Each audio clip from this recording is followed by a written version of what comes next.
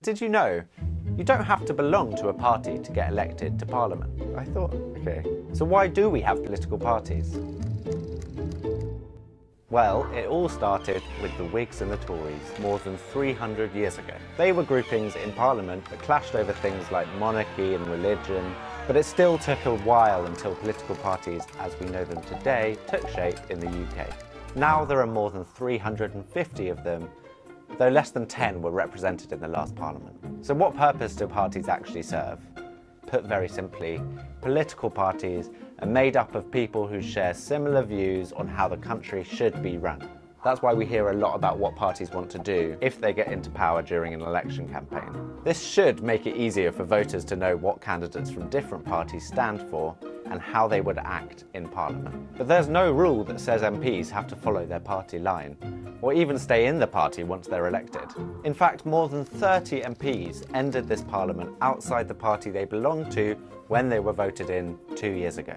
Still, being a member of a party has its perks. Running in an election, that's like a tongue twister. Running in an election can be expensive, and parties can support their candidates with money, campaign help, and media coverage. Now, of course, political parties are not just made up of people running for Parliament. The biggest party in the UK, Labour, has close to 500,000 members.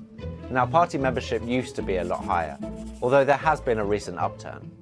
But on election day, it's votes, not membership, that count. And it seems that voters today are less loyal than they used to be. In fact, almost half switched parties at least once over the last 3 elections. This may be partly because people are choosing to vote on single issues that are important to them, and they look for the party or candidate that best represents their views on that issue.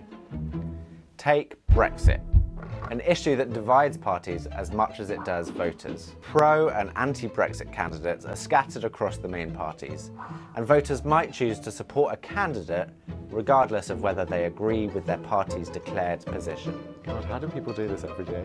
So is this the beginning of the end for political parties? That's unlikely.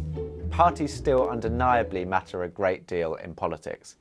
After all, it's usually the biggest party in Parliament that gets to form a government and decide how the country is actually run.